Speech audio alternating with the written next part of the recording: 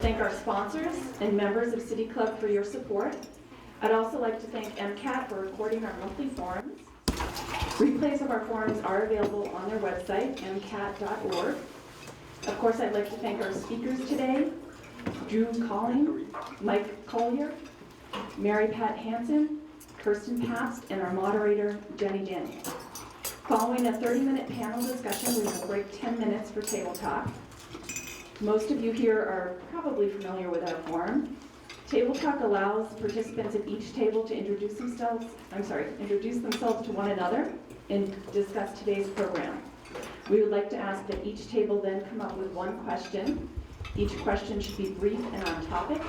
It can be a question for the entire panel or one specific person. Members of the press are reminded to hold off on asking their questions until the forum has convened. Several of our panelists will be available for press questions at the conclusion of today's forum. After each table has asked their one question, we are hoping to have additional time to take individual questions. At this time, I'd like to introduce today's moderator, Jenny Daniel. She is the Just Response Coordinator, which connects members of the justice system and our community. Jenny. Thanks. All right. See if I can hold this instead. Thanks everyone for being here. Today I have the honor to introduce a few people that just represent a small slice of the people that work for Just Response. Just Response is our effort to work together around domestic violence, sexual violence, and child abuse to improve the system for victims and to hold offenders accountable. They will answer one question, but at first I wanted to introduce Drew Colling. She is Director of Student Assault Resource Center, Advocacy Resource Center, sorry. Mike Colyer, he's Detective Captain at the Missoula Police Department. Mary Pat Hansen, Clinical Supervisor of First Step Resource Center, and Kirsten Pabst, who is our County Attorney. So what I'd like to ask for you guys is, what services does your agency offer and how do you collaborate with other services? You want to try that? Thank you. That's her. I think that's good. All right, thank you all again. So again, my name is Drew Colling and I run the Student Advocacy Resource Center, and I'm also the director of that, and then the Campus Assault Prevention Coordinator at the University of Montana. So I thought I would give just a brief overview about what SARC is, since I'm sure a lot of you might be familiar with the services that we provide, but I thought I would just do a general overview. So this is SARC's mission statement. So the Student Advocacy Resource Center celebrates diversity, supports the right of all students to pursue success in our academic community, and is committed to a campus free from discrimination and unwelcome physical, sexual, emotional, or social coercion.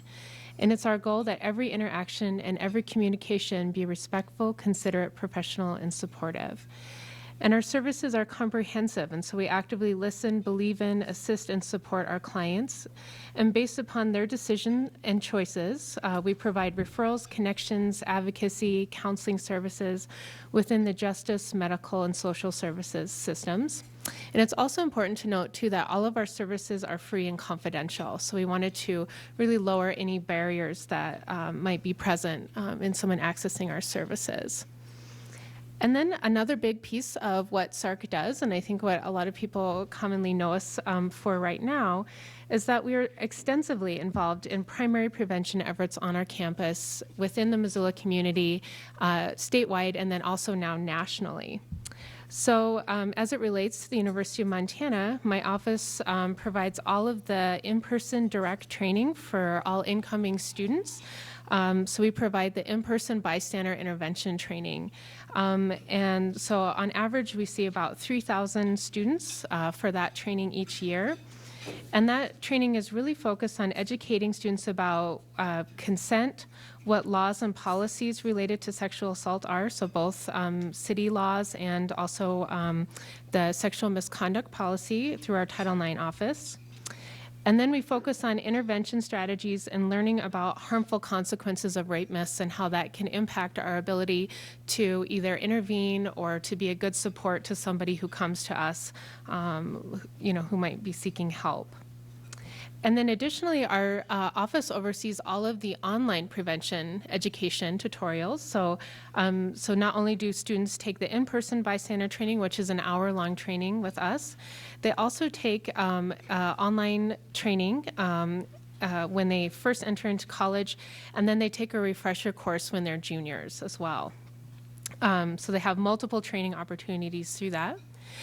And then I thought I'd also mention we have a great program. I think I started it about 4 years ago called Don't Cancel That Class. And that allows faculty to, say they get an exciting opportunity where they get to go to a conference or maybe they're out ill or something like that. They can call SARC and we will come and we'll cover a class for them. And then they can pick from a number of different topics that we've developed curriculum around. So those include, again, they can ask for bystander intervention.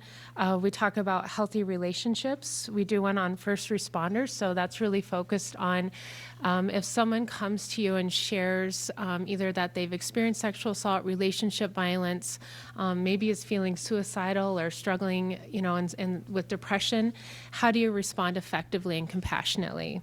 So that one's really focused around that. And then another one that we've really kind of are doing a lot more of is, healthy stress management and dealing with stressors of being in school, oftentimes holding jobs and things like that. So we really focus around stress management as well.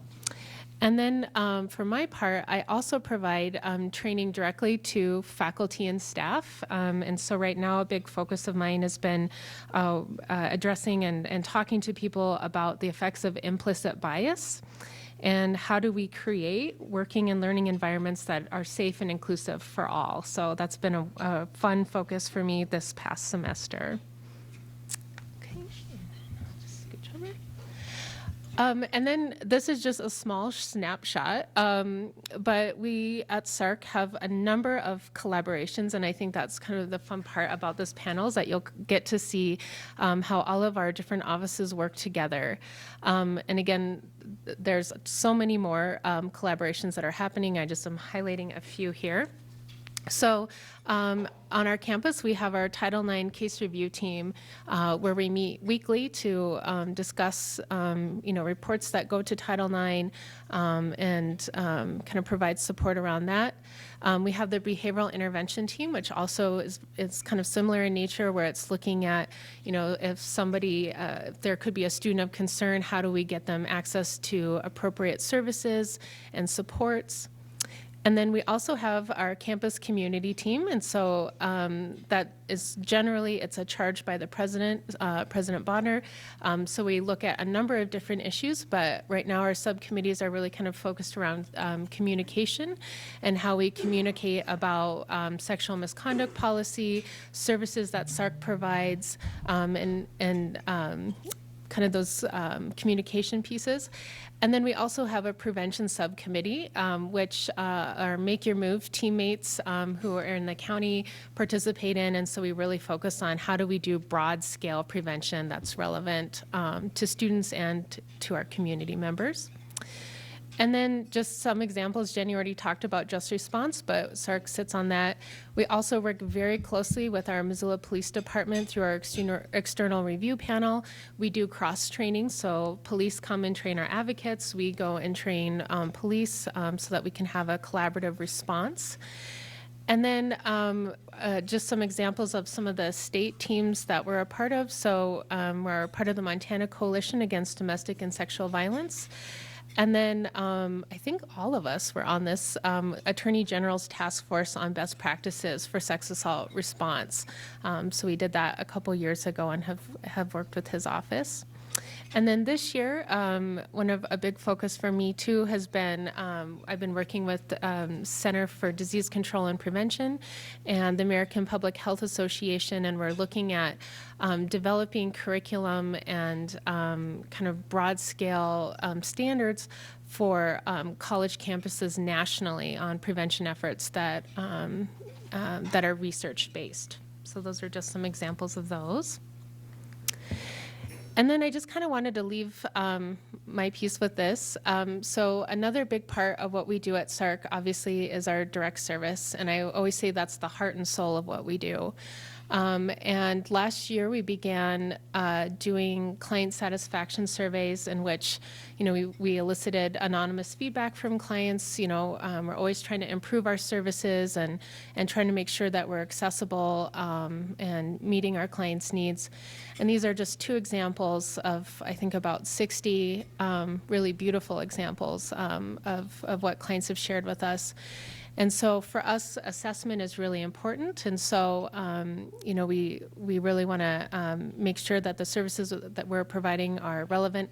And then we're also taking a look at, we do regular pre-post assessments with our bystander intervention trainings, and we're seeing statistically relevant indicators that students are understanding the material and are more likely to intervene after going through that training. And then we also did that for our resiliency and engagement training that we've been providing to incoming freshmen. And so we're seeing statistically relevant pre-post assessment analysis from that as well. So I just wanted to leave my part with some of the beautiful words and experiences from our clients. So.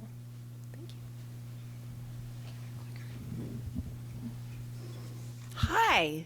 Is anyone wondering how Drew sleeps at night? I mean, that woman gets more done in a day than mine will go much quicker because we don't do nearly as much. My name is Mary Pat Hansen. I am the clinical supervisor at First Step. First Step Resource Center is a department of Providence St. Patrick Hospital. And we are committed to, when there is a report of child abuse in our community or a report of adult sexual assault in our community, we are committed to bringing the players that you see up here, the professionals together, so as to ease the way for our clients. So if there's a family that's concerned that their child's been abused, many of the kids we see, there's concern for sexual abuse. Sometimes it's physical abuse, sometimes it's drug endangerment, drug use or abuse or distribution in the home. Sometimes it's neglect or witness to violence, children that witness violence in their home. We're committed that we will bring together the professionals so that for that family that is now faced with child abuse, the system will work together to ease the way through the system for them. Similarly, with adult sexual assault, depending on what that client wants, we will bring together whatever professionals they're interested in working together. The punchline of that is we will serve people that do not report to law enforcement or people that do report to law enforcement. This will give you an idea of the overview of our services with children. Child reports to whomever in the community that they are potentially a victim of abuse. The hope is that they will get to us next. They won't be interviewed by a bunch of different professionals. They will come to First Step. At First Step, they'll get something that's called a forensic interview. In our center, they happen to be done by nurses. I'm a nurse practitioner myself, and I'm a believer that we are a great discipline to provide this service. Kid sits one-on-one with the nurse in a room with doing an interview that's videotaped. At the same time, we have law enforcement and child protection watching from across the hall. They are thinking about what they need for their investigations. The nurse is thinking about what she needs for her medical exam. Child is only having to tell what happened that one time. I'm sure you can imagine, better for the kid, for their own healing and growing, but also often better for an investigation. We decrease the chance that somewhere along the way somebody suggests something to that child. While that child's at First Step, they also get a medical exam. Most commonly, it's done by that same nurse who they just spoke with. Again, I think it's ideal for that child. Families, caregivers, non-offending caregivers are often in the clinic as well. And we have a whole team of social workers that are there to support those families. So our, with someone called the care coordinator, she spends time with that parent while we're interviewing that child. She offers referrals for parents, referrals for kids, whatever that may be. It could be to mental health, could be to housing. Maybe the alleged offender was a boyfriend who was in the home and now they don't have housing. And so she'll help coordinate that for that family. In addition, we have an LCSW on staff that does therapy, trauma-informed therapy. That could be trauma-informed mental health screening, trauma-informed assessments, and trauma-informed treatment in the clinic. Hoping that we help families sort of moving forward after they have that initial visit at First Step. I'm going to move on to adults. With an adult or potentially an adolescent who is reporting sexual assault, we will serve them 24/7. We have a nurse who's on call day and night that can respond to the clinic and see those clients. Probably an obvious one, but like in the event of a sexual assault, being in the emergency department can be a difficult place to be for a whole variety of reasons. In emergency departments, through no fault of their own, if someone's having a heart attack, they're probably going to serve that client first. Ideally, our clients will come to First Step to receive our services. We will offer sexual assault victims a medical examination and evidence collection. That happens in a quiet space that's set up just for them. We always work with an advocate at the time of that first evaluation. Advocates come from either SARC or the YWCA in town and work with us and the client at the time of their visit. And then if the client is interested in reporting to law enforcement, we will bring law enforcement to First Step as well.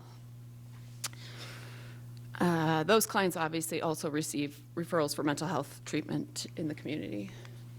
This gives you an idea of our numbers, but I feel like it goes through 2017. I always feel like the short version, when I started here, towards the beginning of that slide, we were seeing about 300 clients a year. And then you can kind of see in the middle, we were seeing about 400 clients a year. And the last 3 years, we have about 500 clients a year. I didn't get an exact number for you today, but I believe we are just under 500 year to date right now, which means we're probably going to be a little bit higher than those last 3 years where we've been around 500 this year. I think that's it. I'll give you Mike. Captain Colyer, sorry. Mike will be fine. I'm Mike Colyer. I'm the Detective Division Captain for the Police Department. So the services the Police Department provides, I guess, is the shallow and easy answer is arrest people and investigate crime, but I'm proud to tell you we do a lot more than that. So the services we provide and the collaboration we do, it really spreads quite a wide list of professionals. So we provide everything from reporting options for sexual assault victims, which could be a complete investigation, to a blind report or some type of informational report. We collaborate extensively with our advocates. We now have 2 advocates in-house. We have one that deals almost exclusively with sex assault, one that deals almost exclusively with intimate partner violence. So having them in-house really connects and makes for a good service to our victims. We also now luckily have an in-house prosecutor that helps us with all types of investigations, not just sex assault investigations, but all of that goes towards a good, thorough service to victims. How does this service and collaboration translate to success? I took this measurement of success off of what we did from 2012 to 2015, reforming response to adult sex assault response. So one of the things we want to see is an increased report of sex assault. Now, why do the cops want more crime? I'm not saying we want more crime. We want a vastly underreported crime to be more frequently reported to us. Towards the end of our reform in 2014, we had received 82 reports of adult sexual assault. Year to date, I think I did these stats towards the end of October, we had 91, so we're still continuing to trend that up from where we were in 2014. The next important way to measure our success is we want to decrease the amount of victim discontinuation cases. Another way to put that is to keep more victims involved in the investigative process and ultimately the prosecution of their case. So again, in 2014, we had about a 27% discontinuation rate. Today we're at about a 25% discontinuation rate. So again, we're happy with that. We want to get that to zero, right? But as long as we're trending in the right direction, we feel good about that. The last thing, of course, is offender accountability. We had 51% prosecution rate year to date for our misdemeanor and felony adult sexual assaults, which is up from about 39% when we went through our reform in 2014. So we feel good about all of the trends that we're doing, the way we measured success then and the way we measured success today. Another way I want to talk to you about the services we provide and the collaboration we do is the results of our safety and accountability audit from 2015. There was 4 kind of gaps that were identified throughout that. It reached all throughout the criminal justice system, not just law enforcement response, but I want to tell you where we're at today. The first one was the societal myths about sexual assault. It was something that the panel thought was really important as far as keeping victims engaged and being able to get cases successfully prosecuted. We've accomplished that in a couple of ways. First of all, we had a media group that met with local media representatives and created a guide to help them report on sexual assaults in the media. We found victims telling us that some of those reports made it difficult for them to participate. The guide went out. It was well received locally. It was a big step towards us, educating the public about myths. Another thing we do much less formally is speaking with small groups, kind of like the group we have today, but I've also done a number of them. I do 2 or 3 a year in high schools. And it's been really interesting because over the past 4 or 5 years, when I'd ask them, what do you think about rape? They would initially, you'd get a lot of the myth stuff, like violent, stranger, career criminal, that type of stuff. And it's not true what we see in our casework. And so now when I ask them about it, they're much more dialed in on things like drug and alcohol facilitated sex assault, acquaintance and date rape, that type of stuff. So I feel like we're getting traction on that. That continues to educate our public, our future jurors, our future voters, and so on. The next gap that we identified was that victims can experience inconsistencies in law enforcement response. We have, a number of agencies right here in Missoula County. And so how do we close that gap? We've done all kinds of cross-training. Sheriff's Office, Police Department, University Police, and Missoula City Police, in getting our policies in line with theirs and vice versa. You can have one person on one side of the street reports a crime and they would get a completely different response than somebody on the other side because of a jurisdictional boundary. So that's gone a long ways towards making it consistent throughout. We help each other with policy review. Just this last week, the UM sent their current policy over for me to look at and make sure we're still on the same page. And finally, having a UMPD investigator co-located with us, it just really ensures consistency because he may be the lead on their case, but we oftentimes support that so both agencies know it's being done the same way. The third thing was offender accountability related to sex assault exams. So in the past, the cops had to do the suspect sex assault exams, which was really not the best practice, but she bailed us out. So we've implemented some protocol and training, and now First Step does that. It's a much more appropriate way to do it. It results in better collection of evidence and more admissible evidence.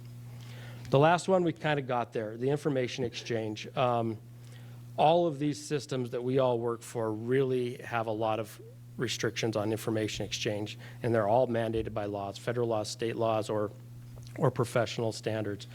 And so one of the big gaps that every one of the professions had was, the other person said, I can't tell you. And we battled through that the best we could. At the end of the day, there's some of them we can't overcome. I mean, there's federal educational statutes that conflict with state criminal justice statute and vice versa. And we weren't positioned to take that on. We did have one really successful outcome, which was the governor's proclamation to allow confidential criminal justice information to be shared with advocates who work within a criminal justice system. So that opened up a lot of information for our advocates and provided a lot better victim service. that's what we do, and I'm happy to say that since we left our reform a couple years ago, that we didn't put it in on the shelf and walk away from it. We have maintained and improved those standards that we left back then today.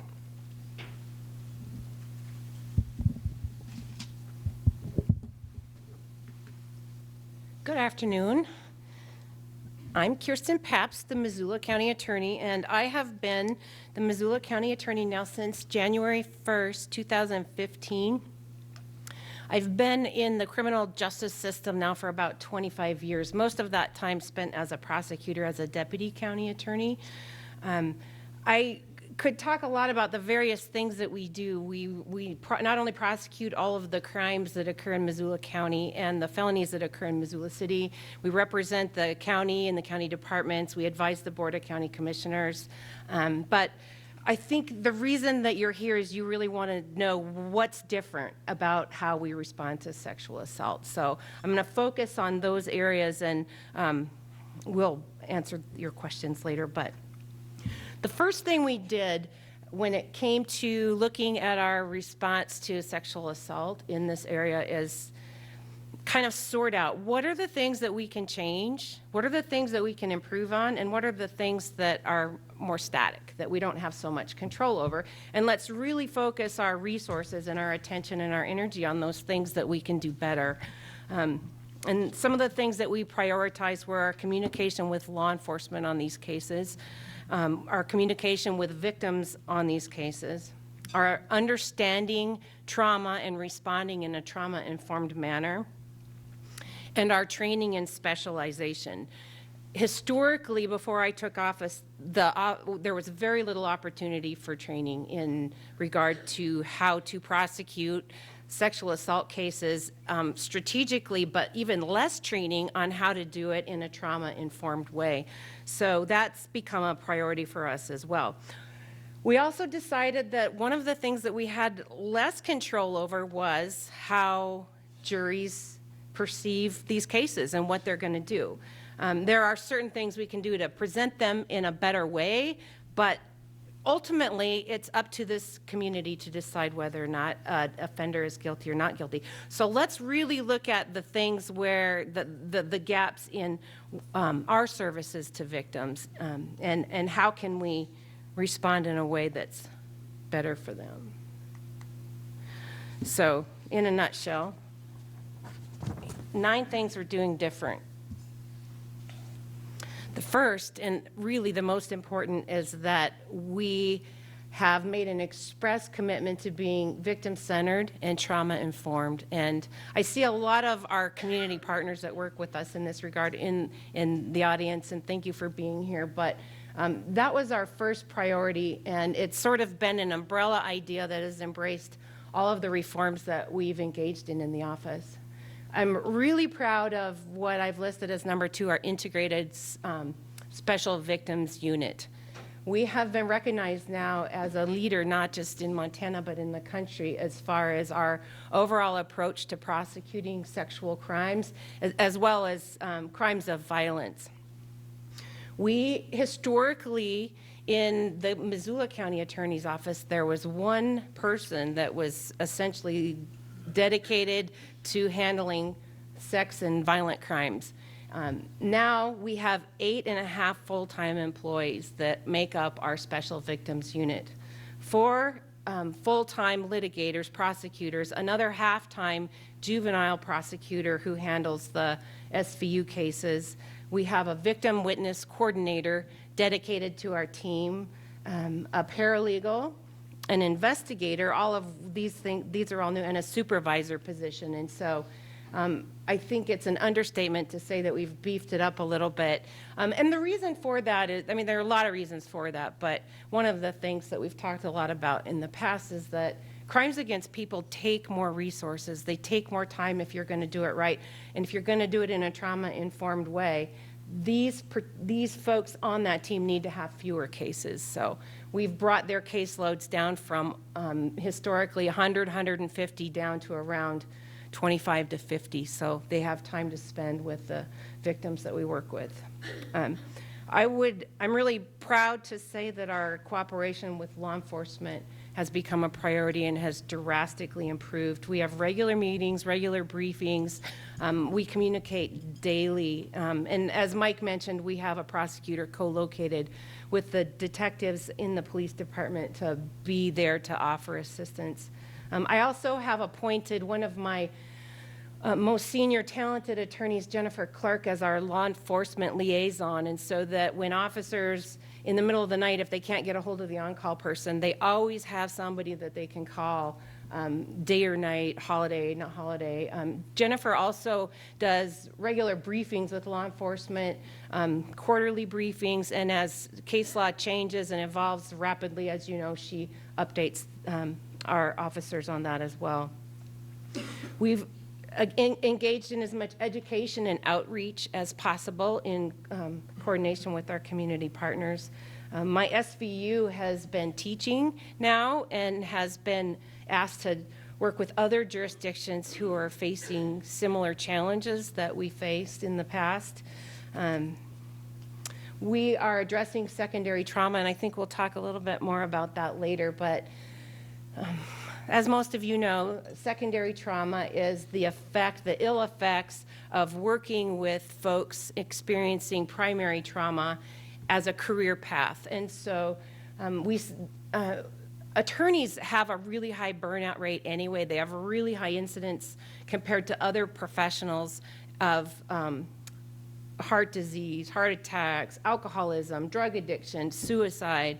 And prosecutors, sadly, are even at the high end of that. And so we decided we needed to do something about it. And we're going to talk more about it later. But we have a secondary trauma program that's in-house now. And so we're working with our people who are providing these frontline services in a way that they can sustain this work and that they don't experience the burnout that so many of them do. We've also been working on laws protecting victims, very, very involved with the legislature last term, well, historically, but spent a lot of time, we took a lot of trips over to Helena during the last session. We're planning on doing that again, to be there as a voice representing victims for the legislature, for those dedicated senators and representatives who don't necessarily know how the decisions that they make impact us on the ground level. So, crime overview. I only put this in there to sort of give you an idea of what we handle on a yearly basis and how those numbers have remained relatively stable. We have seen an uptick in the number of felonies that we've prosecuted in 2017, which is not on this particular chart. We saw even more felonies, but less misdemeanors. And I attribute a lot of that to our, what I call the marijuana effect, less misdemeanor marijuana prosecutions, but it's freed up resources and time to file more felony cases and more crimes against people. So that's just been an overall gradual incremental shift in allocation of resources based on priorities that were important to me. Finally, I just want to go over some recent trends in Montana, and I'm going to buzz through some of these because they're not as applicable, but property crimes are down overall since 2000. Violent crime is up in Montana at 4%. So overall, the crime rate's down, but that's not always good news when you're looking at the shift in the higher incidence of violent crimes. Drug offenses are climbing dramatically and account for 18% of all of our arrests. Domestic violence cases, the numbers are relatively stable, but we're seeing an increase in severity. So DV cases that historically would be misdemeanors, we're now seeing more injuries and more weapons involved. 95% of our cases are settled through negotiation. This is consistent statewide, it's consistent nationwide, and a lot of people say, well, why do you plea bargain so many of your cases? And it's because we would be crippled under the weight of our trial docket if we didn't. And most of those cases are settled in ways that are agreeable to all sides, everybody involved, including the victim. So Our sex offenses, as Mike stated, the reporting continues to increase, which is great news. The prosecution and conviction rates remain stable. And I want to give you a little bit of a historical context for that. Our prosecution and conviction rates have remained stable since I've been involved in the office in the late 90s. So we didn't see too much of a fluctuation, but it's also important to note that it's such a small number of what we actually do. Only 2 to 4% of our Missoula County's caseload involves sex crimes. And so when we have 3 more in 1 year, it looks like a spike, but when you take a more aerial view, you'll see that those rates have remained fairly consistent. And we are seeing that victims' experience with the criminal justice process is improved. We too put out an anonymous survey that's electronic every time a case is closed and seek feedback. And it's, by and large, been very, very positive with some of the changes that we've implemented. I just put up a list of some links and resources, and I can get you those later too if you can't see it, or if you want more information, we can get you that. So thank you. All right, thanks everyone. I did want to point out that Mike was talking about the media guide. There is a table back there with some resources, and the media guide is on there if you're interested in looking at that. And some of the prevention work that Make Your Move does that Drew talked about. YWCA brochures and relationship violence services, so crime victim advocate brochures. So you guys talked about, Kirsten, you alluded to it with the secondary trauma work. There's been such an increase in training. There's been a lot of increase in requirements of collaborating and working together better, and it's taken a lot more time and really shifted the paradigm of what you guys do as far as your jobs go. I think especially maybe law enforcement, and there's an increase in the severity of the crimes and the increase in victims of reporting, and especially with the Special Victims Unit, and I know, Mary Pat, you've started some stuff with the secondary trauma work. What are you guys doing to address secondary trauma with your staff? Go ahead. Yeah. I think it's a little over 3 years ago now, we had a national expert come speak to our multidisciplinary team regarding secondary trauma. And the one thing, well, I probably walked away with more things, but the main thing I walked away from that with is so often we're told, make sure you're taking care of yourself, right? You're doing this hard work. Make sure you're like exercising, and make sure you're eating well, and make sure you're sleeping enough. And he said it's not enough to expect your employees to do the secondary trauma work themselves. You have to embed that work in their work environment, so it's not another thing they have to do. Because what it ends up being then is another stressor. We all do crisis work who sit up here. We work with people who are in traumatic situations all the time. And if it's in your head, oh my gosh, and now I got to get home and exercise, and now I got to get home and eat well, and oh my God, and it becomes another stressor. Instead, you embed that work in your work environment. So 3 years ago, we sought out, I went to the hospital and said, hey, I really want to do something with the staff at First Step. And we started a secondary trauma group. We work with Andy Lau, who's a professional here in town. We've sort of changed his career course. I think he laughs about it, but he started working with First Step about 3 years ago now. We meet with him about 8 times a year. Our entire staff goes, and it has, I would say, just shifted the dynamic within our office for a whole variety of reasons. I could bore you with those, or perhaps inspire you with those, but I will let these guys talk about kind of where it has sort of the ball kind of started rolling and has taken its own course in a lot of the agencies in town. So we saw what First Step was doing and said, we want a little bit of that too. After several of my colleagues here in Missoula, in Montana, and in the country that I taught with at the National Advocacy Center, committed suicide or died of alcoholism or heart disease, we decided we just had to do something. A lot of the criticisms that we get about secondary trauma or questions are it's just so touchy, feely, fuzzy. And no, this is really, it's about science. And that's one of the things that Andy brings to it. So like First Step, we meet with Andy. We had to break it up into waves because we have so many employees, but we meet approximately 8 times a year as well. There's an educational component at the beginning where everybody, it's a larger group. We learn about trauma. We learn about primary trauma, what it does to victims, how it affects the chronology of a narrative. We learn about secondary trauma and how cumulatively it can literally destroy a person. One of the things that we talk about, and Andy and I have presented a couple times together, though, you can't drive past any neighborhood or any street in Missoula if you're with another prosecutor or cop and say, oh yeah, that's where so-and-so got shot. Oh, that's where so-and-so got raped. You know, you associate every part of town with some heinous crime.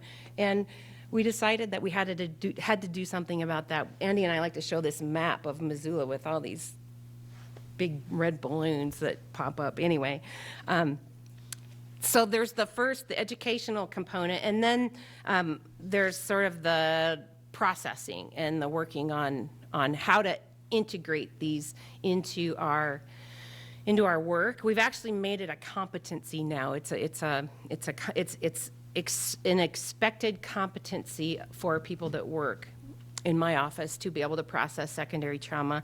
Then we started involving our law enforcement teams. We did a particularly brutal trial last year involving a domestic homicide in which this man, Gomez, ended up basically torturing his girlfriend over a course of months, throwing her up near Patty Canyon, down a bank. It was below zero.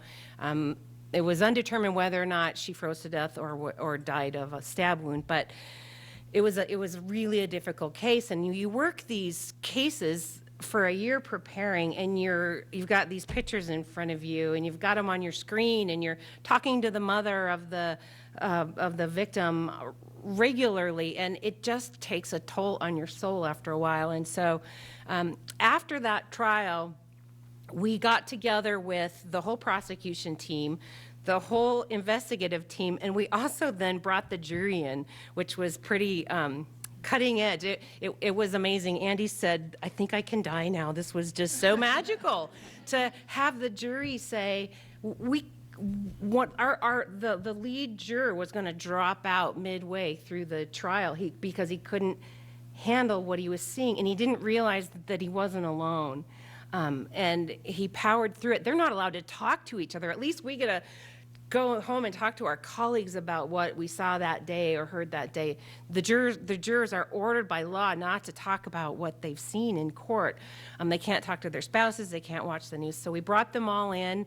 8 of them agreed to participate, which was pretty cool.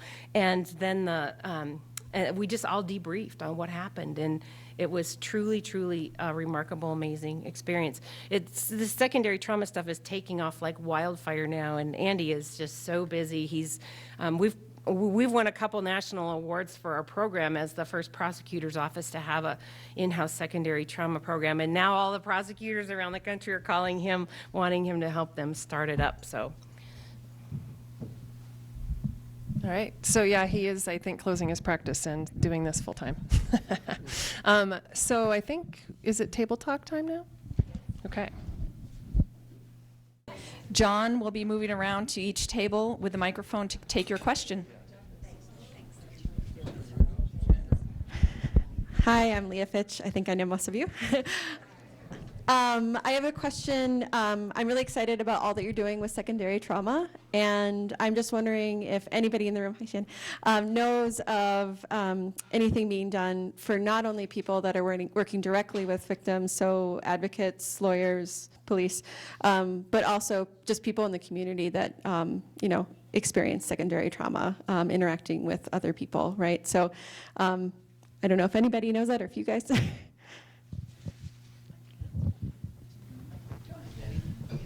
I would say Red Willow Learning Center and the Healing Center there. They are offering classes and are wonderful. They have a sliding fee scale for practitioners or like victims that you're directly working with. And they offer classes And they have a great website, so you can check out all their classes online. Who?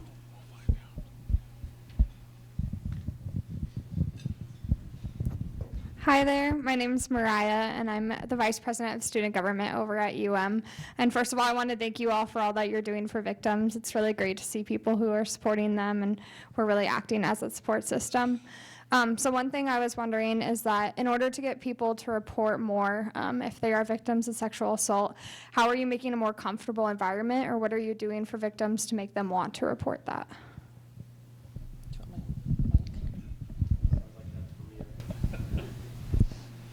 Is that on? Yeah.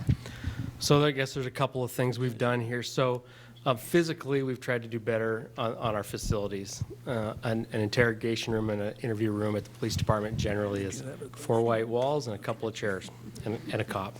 And so that's not very inviting. So we tried to soften that up. I think our goal on that is to make it look like a living room. And so we've done that at our north building and our south building. And then we've really become more flexible in where we'll go. What I tell people is we'll do just about anything other than open air. So we'll go, we'll take statements at the Crime Victim Advocate's office, at the prosecutor's office, of course, our facility. The hospital is another place where we oftentimes take statements, and ironically enough, we take a fair amount in the jail. And the reason for that being is I think a lot of times victims finally feel safe. And so we make a commitment to be flexible, to be just about anywhere. We'll go to private residences within limitations, because that can be a challenge without, who else is there and some of that stuff. The one thing we really won't do is public place. We just can't do that. But we really try to be flexible, location, times, to make it more accessible to people. We will take initial information over the internet and then have somebody reach back to you to arrange a follow-up. So whatever people are open to doing, we try to facilitate. Could you talk about diversity on that? So yeah, we also have, we kind of remodeled a couple years ago. We had asbestos, so we got to be remodeled. So it was very exciting for us. So we tried to, I tried to remodel it so that it felt more open, and I'm a plant person, so we have tons of plants. And then actually, just happened last week, we have city detectives. We work a lot with Chris Croft, who's our UMPD detective, but we also work a lot with Connie Bruckner, and they'll come over and do interviews in SARC as well. So we did try to be really mindful about, setting up a safe space. And then I also try to make it very cozy, and so we have recliners. And so sometimes, if a student is really struggling, gets triggered throughout the day, or just going through a really hard time, they know that they can come into our office and they can lay down in one of the recliners. We have music that they can listen to. We do aromatherapy. We cook a lot at SARC, and so we always have food and offer meals to our clients to try to create a sense of community and welcoming environment. So we just try to be mindful about those things. Yeah. My name is Barbara Thoreau, and at our table, we are struggling with what happens. There's so much education. We've come a long way. Missoula can be very proud of what's happened. But what do we do now with high schoolers? How do we educate people in light of the Me Too movement, in light of what we saw happening with Kavanaugh? We need to start giving education to high school and middle school. We do a good job with good touch, bad touch with younger people. Is that what you see as another, or the next steps, and what are they? Sure. Yeah, that's a lovely question and right on point. So we collaborate with Relationship Violence Services, and they have Make Your Move, and Kelly McGuire and Brenna Merrill also work within the school systems. So they work K through 12, and then they have age-appropriate education, really focused around consent. So a lot of consent education that they do in the high schools. I used to go into the high schools more years ago. So we've done that as well. And then we've done some collaborations where, like, I think Hellgate High School decided a bunch of their theater students wanted to do a fundraiser for SARC, and they did this amazing play that they put together by themselves. It was phenomenal. And we so appreciated their hard work on that. But it was around rape myths and how we treat women who come forward. And so a lot of the high schools were involved in that. So that was a really wonderful way for us to engage with students around that. And I agree. I think one of the things that our office saw, definitely following the Me Too movement, we saw a huge spike in men coming in wanting to talk about, how do I support my mom, my sister, my girlfriend, all these people that they just found out in their lives had these experiences, and they wanted to have a good response, and for them, a lot of times it was a paradigm shift for them, right, to realize how pervasive this is and how many people in their lives that have experienced that. So we've done that, and then recently, we've been asked to host a number of sort of debrief sessions. So we work with the law school a lot because they're looking at policies and things like that are right now nationally have big impacts for the work that they'll be doing. So we do debrief sessions with them, and so we do a lot of that kind of work where it's like if kind of a major national event happens, we'll go and meet with different student groups to provide that venue for safe conversation and to work through it together and create community, I think, too. Yeah.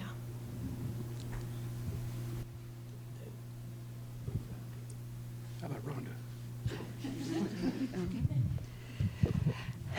I'm Rhonda Hunt, and one of our questions was, well, first of all, we're thankful to have all of you together, and we really appreciate what we're hearing about working together and interacting with each of the groups. But one of our questions was, is you each have so many you have an umbrella with so many groups underneath each of you, and you have a lot of resources and a lot of data. How do you share all this data between you? I know you have some limits due to law, but it just seems like you have a huge responsibility to share this data between each of your groups. And how does that work? I'm not sure I can fully answer your question, but I'll give you the starting answer. There is actually great Montana law around sharing information around kid cases, allowing us to easily share information back and forth, because the spirit of that law is that if we all work together, we're going to better keep kids safe. So I say that to say, as part of our role is to be what's called a Children's Advocacy Center, and we are accredited by the National Children's Alliance, and they actually require us to share information, including outcome numbers. So how many of the cases that come through our agency end up with a criminal investigation, end up with a child protection substantiation, end up with a prosecution. So for us, it becomes a little easier because of those information sharing laws in the kid world. So we do it a couple different ways, both in meeting monthly, we do case review, and in we have an online tracking system that each of our agencies can access to update outcome information. Does someone else want to take on the adult world? I mean, one of the simple answers is we do meet case review monthly. We look at kid cases as well as adult cases, and I do know that in that world, we share information about our open investigations at the time. Obviously, in the adult world, it's different because in a kid case, they don't get to choose if the information is shared. In an adult case, they do get to choose. If it's an adult sexual assault victim, they choose whether or not to report to law enforcement. So the information sharing opens up in that regard. When they come through our agency, they actually sign something allowing for that sharing of information. You guys have anything to add? Well, the quick point I'll make is that you may have noticed some different numbers between Kirsten's slides and mine, and that the challenge we have is we send cases to two different prosecutors. So included in my data was the misdemeanor adult sex assaults, because that's how I measure success back through our reform days. But her office doesn't prosecute those, the city attorney does. So there's a little bit of an inconsistency there. But as far the other stats between our two organizations is pretty open, because they open their Justware program to us, so we can see all of that data on their side, and then of course they interact with our report management system, which handles all of our data. So it's all there, and either one of our offices can go look for the information we want. So there's sort of a complex flow chart in Montana law that doesn't necessarily, it's not reconcilable with federal law on what can be released and to whom and under what circumstances. And so without getting too bogged down in the weeds, we do everything we can to share what data we can. And if we get to the point where we need to share data and we can't, we can always ask the participants to file a release or a waiver of information. But I've actually approached the legislature on more than one occasion asking them to clarify data sharing for this purpose and for others, and to simplify it and make it more understandable. But to date, they've declined to do that. I think it's going to take perhaps some sort of a catastrophe before they say, oh, we really do need to change that. You guys want to add anything? Hi, my name is Kate Van Genderen. I work at Relationship Violence Services. It's really expensive to be a survivor of sexual violence and of domestic violence. Economic justice is becoming more and more talked about. Do you see any place for growth of that or awareness in your work or here in Missoula in general? So we can't represent victims on a legal level, but we do have quite a, I don't want to call it robust because it's in its infancy, but a referral service for victims to get civil assistance. There is a program through the Crime Victim Advocates Office where they get attorneys to work pro bono to help victims get orders of protection. There's a program that's umbrellaed under Montana Legal Services called VLAN that they're specially trained attorneys that file civil rights claims on behalf of victims. So we can make referrals in that regard. And then once one of the exceptions in that complex flow chart I was talking about releasing confidential information, one of the exceptions is that we can release information to a victim. And so we spend a lot of time working with victims' attorneys to get them that information so that they can file those lawsuits and so that they don't have to reinvent the wheel and redo the investigation. They can just take an investigation that's already done and go from there. On a very simple response, cheers. You want me to use the microphone? I got such a big mouth. I don't know. Do I need that mic? Our services are never, our clients are never charged for our services, which I feel like I like to say publicly so that it is never a barrier to access, to coming into First Step. So that initial medical response at First Step is not a bill that goes to our clients. Similarly, we have mental health services. Told you I had an LCSW, that bill would never go to a client.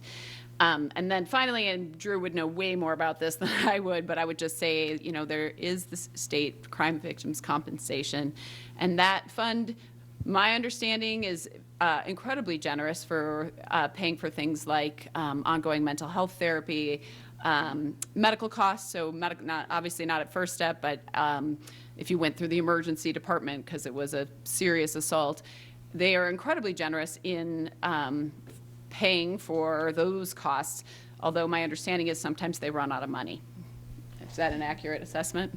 Crime victims also have to cooperate with law enforcement, so Yes. a non-reporting victim could not use that. Anybody from the YWCA want to talk about what they do?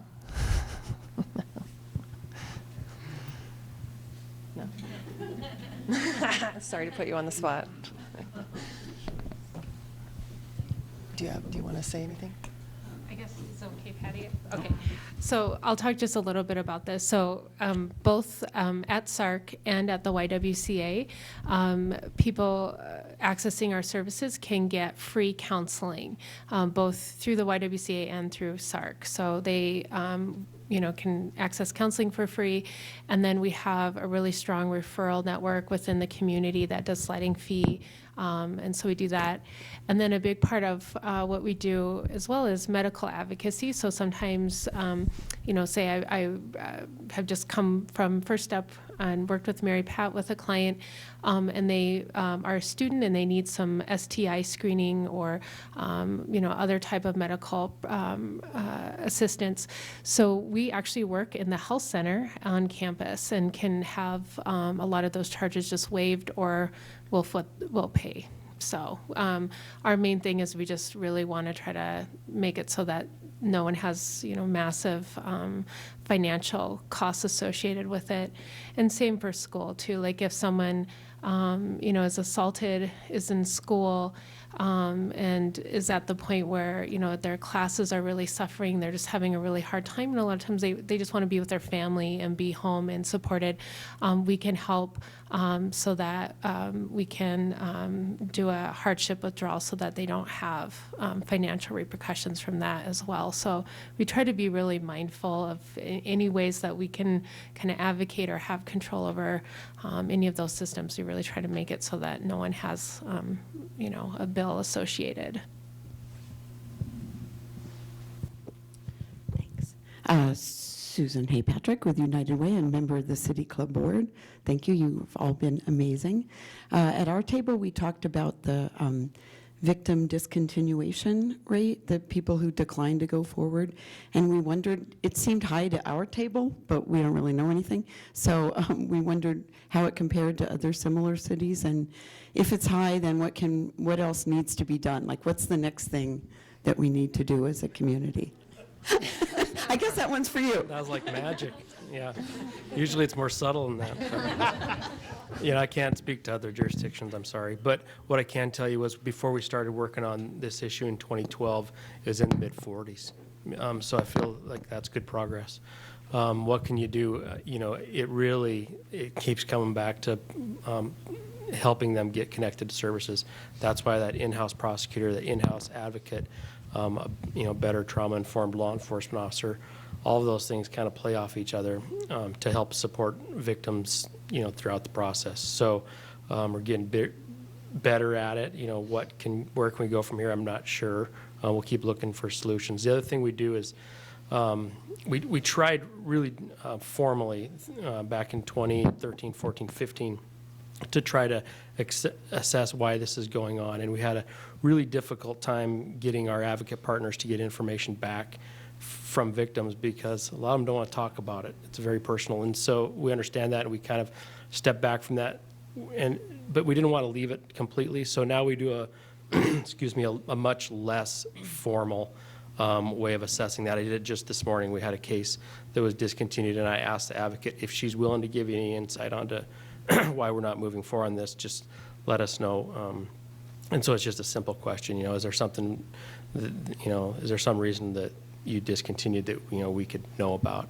And sometimes they tell us and sometimes they don't. What's most important to us is that's not us, that we didn't do something to drive them out of the process, and everything else is really personal to them. So we leave it at that.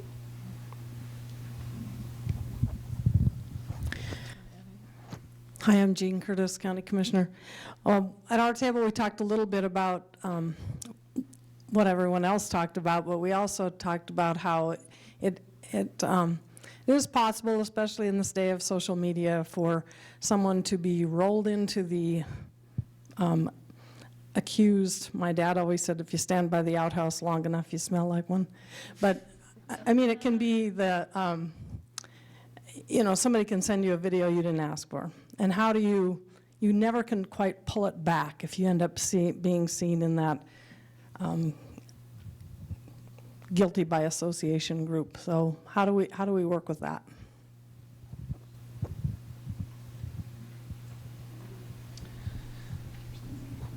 Well, I'll give it a stab. I'm seeing two different things that you're saying, and correct me if I'm wrong. One is electronic evidence, and you're right. Social media, what is out there, often permanently. As law enforcement and prosecution, we have access to all kinds of data, metadata about you if you were a suspect in a crime, that we could go get a search warrant and learn things about you that we would never want to know.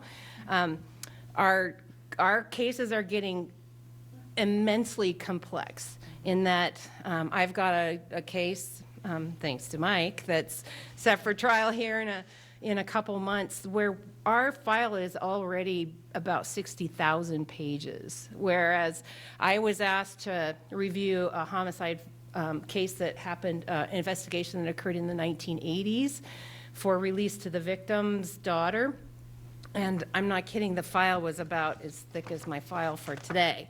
And now we're looking at 60,000 pages, 100,000 pages easily. So there's almost too much data out there that, you know, pictures and what you shop for and all your searches that you put into the internet. So I think there's that question. And then I think your other question was, it's so easy to accuse people socially, and you're right about that. I don't think that that's different than historically. It's just that it's much more public with social media, and thankfully we don't ever use those types of accusations to decide whether or not to file charges. We have very specific guidelines that we have to follow on whether or not there's probable cause. So I hope I answered your question. Anybody want to add anything? I have a question that I thought would come up. From time to time in the national and even the state and sometimes local media, we hear that there's dozens or hundreds or thousands of rape kits that have never been examined. What is the amount of truth that's in that? I mean, are there dozens of rape kits that have been there for years? I'm going to let Mike answer the specifics as to the numbers, and I can talk to you a little bit about the how we got to this point legally. So I don't know if they're bringing dinner because it's a big topic, but I'm on the Sex Assault Kit Initiative Task Force for the state of Montana. So yes, there was over 1,000 in Montana that were not submitted. I can't speak to any other agency, but I'll give you a little glimpse of how the MPD managed that. We had 150-something cases that were not submitted. And I went through and pulled out the information on why they were not submitted. It was part of being part of that untested task force, untested initiative. And we did it all based on good reason. Not a kid in there was just kicked to the side because we thought it was a baloney case. A lot of them were things where victim discontinued. So we didn't send the kit because we didn't see that the case was going to go to prosecution. We didn't see it as a good use of resource for the state crime lab. Some of them were prosecuted without the kit ever being tested, and so we didn't see, again, the value in sending that to them. So there's a myriad of reasons of why they didn't go. Now they are all sent. To date, all of those throughout the state were sent to this statewide task force, and they were farmed out to be tested, and that's underway. But as we sit here today, the people at the crime lab will tell you, okay, so let me back up. When we did that, we instituted a policy to test them all, period. That was described to us as best practice. So we send them all. And then the state crime lab told us we can't take them all. We don't have the resources. So we're in the middle here where the best practice is to send them all. We're willing to do that. But the infrastructure needs to catch up to support the lab to be able to do that. And the reason behind you send them all is because the kits is bigger than your case. So for example, if we tested we prosecuted a case successfully without testing the kit, that's our case and that's our little piece of the world. But the larger discussion is that the evidence from that kit could be helpful in another case in another town or state. And so, you know, like I said, it's this kind of catch-22 that they should all be in there and they should be part of a bigger solution. But right now, I think we need the support of the entire system to be able to test those and get the eligible cases into CODIS. So, I just want to add a little bit to that, in that most of our cases involving allegations of sex assault or sexual intercourse without consent, identity of the perpetrator is not an issue. And so when the homicide case that I'm getting ready to try here in a little bit, it took over a year for us to get our DNA back on that case, which has delayed the trial and actually potentially jeopardized our case for speedy trial purposes. So we're looking at serious resource issues. And so with a lot of the cases where they weren't tested, some of them, the victims specifically requested that they not be tested. They didn't want to go forward with prosecution, but they wanted to preserve the evidence in the event that something happened in the future. So at the time, taking a really myopic view of that, it made sense to preserve resources and to not test them. But now that we're taking a more aerial view, kind of as Mike was talking about, and seeing, well, there's application for this information well beyond this particular case, it makes sense then to find resources to actually test those. So that's what we're doing now. Okay. Well, that was our last question. I want to thank everyone for being here today. Of course, our special guests, Jenny, Drew, Mary, Mike, and Kirsten. Thank you all for being here. We do have more information on the back table, so I encourage people to take some information with you. And for the press, if you have any questions, we can certainly chat with you now. I'd like to mention next month's forum. It's going to be a little bit different. It's going to be a slight departure from our ordinary forum. We will have Pat Williams and Beth Judy here with Tales of Missoula History. So it'll be a much more festive forum, and we hope everyone could be here. And that will be, sorry, in general, as opposed to all of our forums throughout the year. And that will be December 10th, and we hope to see you all here. But no, thank you all for being here.